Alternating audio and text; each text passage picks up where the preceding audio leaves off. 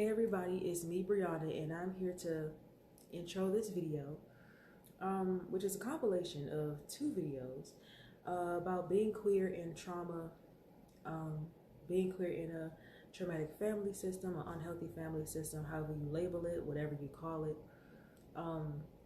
And just to give a trigger warning, it does talk about trauma and sexual abuse, sexual trauma, and parental abuse or abuse from family.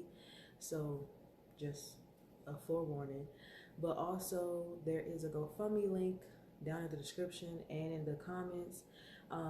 If you would like to help me, the first goal is $3,000 or $3,100, which is $3,100.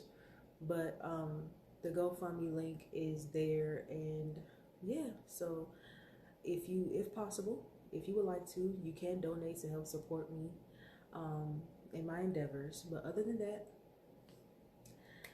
yeah, so on to the videos.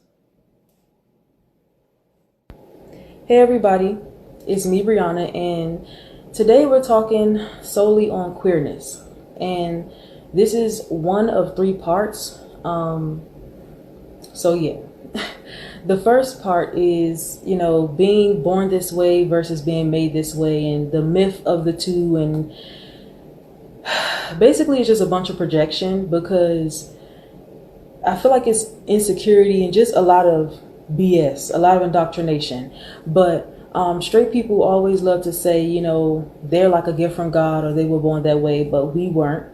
And then it's like they weren't made straight, or there was no manipulation or traumatic events that made them straight, but it was some manipulation or like mind control program or agenda that made us gay, or some traumatic event that made us gay, right? And these are very much myths, because you are born your sexual orientation, right? We know that these are things that are rooted and we are born this way, right? But for them, it's like, no, like they have selective education, they project, they manipulate things, they twist things, they turn things, and for them, they're perfect, normal, civilized members of society.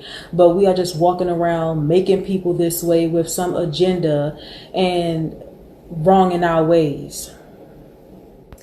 Hey y'all, it's me, and I'm back with part 2 of About Queer. And in this part, we're going to be talking about, I'm going to be talking about things that people say, that people do, tactics, and all of the BS, right? Parent figures, parents, friends, so-called friends, elders, guardians, caregivers, whoever, right?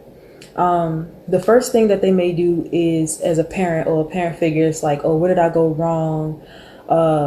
What happened when I was raising you? Or I must not have been home enough, or prayed a gay away, or what would people think about me? Or I must not have been a good mother or a good father or a good parent, or, what did I go wrong with you? Or things like that. Another thing is they try to push you into situations and expose you to harm just to get some type of relief with themselves that they are a good person, friend, family member, relative, guardian, or parent. Like certain things like dates, or like being friends, or certain things like that. So yeah. Another thing is they question you, or they project, or they do this gaslighting thing, or like this reverse psychology thing. Like it's not them, it's you, right? Or you must be going through something, or it must be your friends, or it must be a phase, right? So just be on the lookout for that and be aware. Hey y'all, it's me Brianna, and I'm back with part 3, the last part to About Queer. And in this part, I'm talking about growing up queer, queer youth, and parents. So first, I want to say that children are their own humans, right? They are aware of their own human and the world around them. They just need guidance with the world around them, not their own human. And I'm going to get into it, because parents, they try to change them or tell them that they don't know who they are or what they're talking about because they're young, they must be dumb. But it's not because of that, right? It's all because they're queer. And so they deny their child's existence, or they deny them that safety and that freedom because they're denying their whole identity, right? Being who you are, it's not just, you can't just acknowledge one part of a child or a person, right? You can't just be like, oh, I know you're smart, but I don't want to hear about that gay stuff.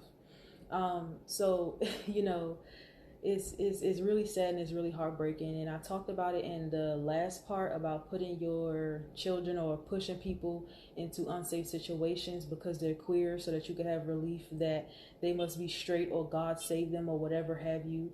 But in this case, it's children, and it really is heartbreaking because they go through really hurtful and traumatic situations by their parents.